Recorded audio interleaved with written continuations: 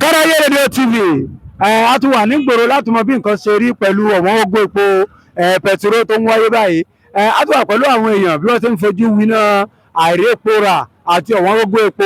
Bí ẹ bá wo ibi tí a wà yìí, ẹ rí i pé ọ̀pọ̀lọpọ̀ òní wọ́n ti délé epo yìí. Àwọn èèyàn ti tò bẹ́ẹ̀ tẹ́lẹ̀, àmọ́ ní báyìí wọ́n tún ní kí wọ́n máa lọ pé àwọn ò tó epo mọ́. Ọ̀pọ̀ ilé epo láti dé, ilé epo karùn-ún tá a dé rè tí àwọn èèyàn ti tó tí wọ́n láǹfààní láti repo. Níbi tí a dé, àríbi tí wọ́n ti ń tà ní 1,000 naira, àríbi tí wọ́n ti ń tà ní 850 naira, àríbi tí wọ́n ti ń tà ní 900 naira. Ẹnìkan rèé bá a dárúkọ yín fáwọn èèyàn tó ń wò wá. Èmi ni ọ̀gbẹ́ni Timothy, mò ń gbé ní Kiri, àgbẹ̀ ni mí. A rí ẹ̀yin náà pé ẹ ń lọ́gìtì pé ẹ̀ ń jà láti repo. Bóòlù ọ̀rọ̀ epo níbí. Epo lágbára àtàrọ̀ láti tò.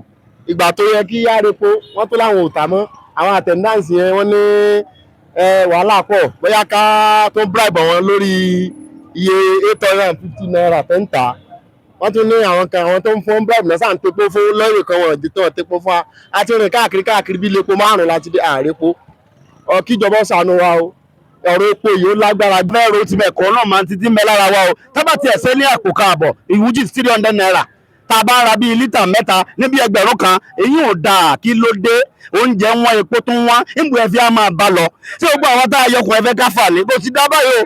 Kò ní dáa kápẹ́ kò ń ṣe àwọn tá a gbé wọlé rẹ̀ ti fẹ́ sú ọ o. Àwọn lélẹ́yìí láti rí epo báyìí. Epo ra o. Kílẹ̀ karùn-ún rẹ̀ tí wọ́n dé dáadáa ilé epo karùn-ún rẹ̀ tí wọ́n dé tá àti ilé epo rà láti Ṣàngó mọ́ bẹ́ẹ̀ dẹ̀ express ni àtúndé express wọ́n tún ní ká má lè tèpo mọ́ wọ́n ti close ẹ̀ bẹ́ẹ̀ ní 1,000 naira per litre àtúntò pààrà wọ́n ti close bẹ́ẹ̀ kó sọ pé tí ní ẹgbẹ́ kúrò níbi tó ń tọ́ ọmọ owó tí mo wà yìí ó ti sú wa.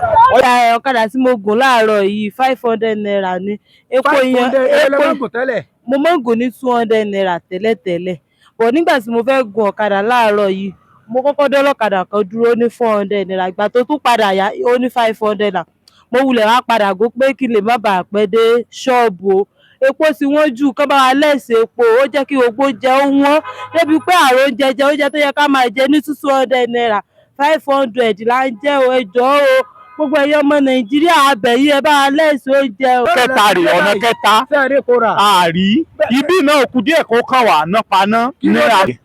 Ọ̀rọ̀ epo yìí ó ti sú wa o, àwọn ọmọ Nàìjíríà ń gbà ń jìyà o. Ó fẹ́ kí Yorùbá sọ gbogbo ẹ̀dìrọ̀rùn fún wa ni. lágbára gan o.